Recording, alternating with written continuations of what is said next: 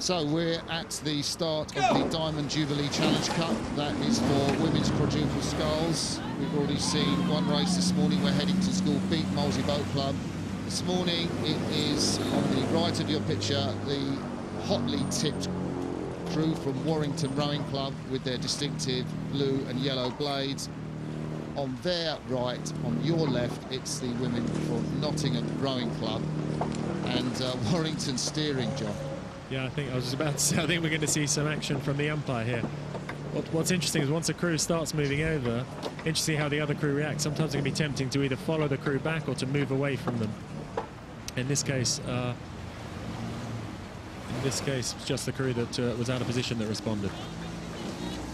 So we've got a fantastic athlete in the Warrington quad in the stroke seats, the 18-year-old Lucy Glover.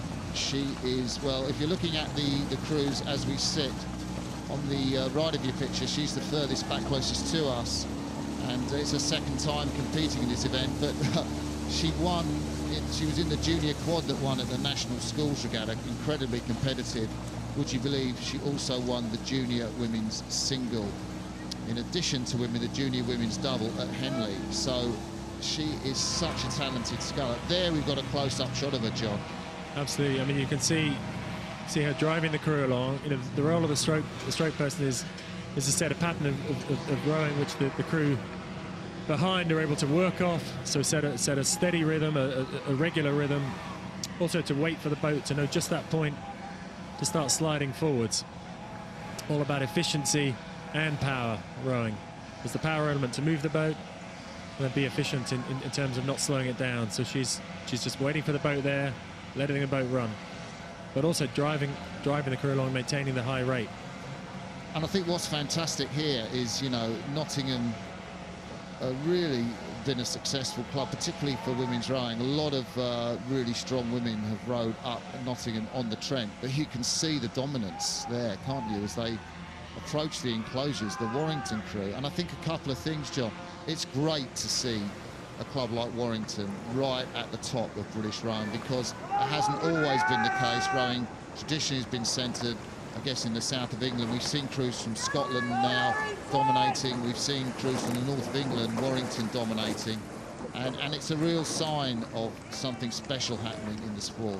Yeah, you know, I think you touched on an interesting point there, because certainly probably when we were young, not so long ago, a lot of the rowing, it was boys rowing initially. There weren't the same level of junior women rowing, and that boys rowing traditionally was in perhaps a lot of the bigger private schools historically, and the women's rowing has grown up in different schools and in clubs all around the country. So we're looking at the Warrington quad there. No doubt some of these women have been inspired by the exploits of Catherine Granger and Anna Watkins, who took gold for Britain in the 2012 Olympics.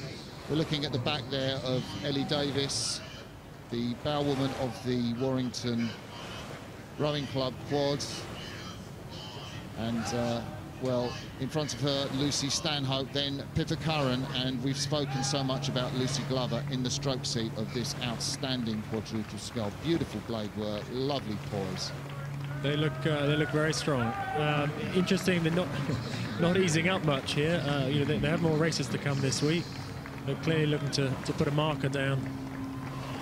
It's really interesting you say that, and I think someone like Lucy Glover, who's used to rowing in women's quads and in women's singles at the same regatta, doubles, women do tend to be pretty hardy and double up in a lot of events. You see that in internationals, and this quad, as you say, haven't let up. Yeah, I suppose yeah, they're doing a lot of training. They'll have a lot of mileage, so actually their ability to recover is probably a bit greater than mine and yours these days, Martin. So. Ellie Davis, she did look round for the finish line, the bowwoman from Warrington Rowing Club. She's been here, raced here before, so she knows the course, but even though you know the course, you want to know where the finish is. And the women from Nottingham Rowing Club, they crossed the line from right to left. Charlotte Brown, Rachel Heap, Sienna Hayes, and the stroke Priya Jenkins. So the powerhouse that is Warrington Rowing Club go on after their victory over Nottingham.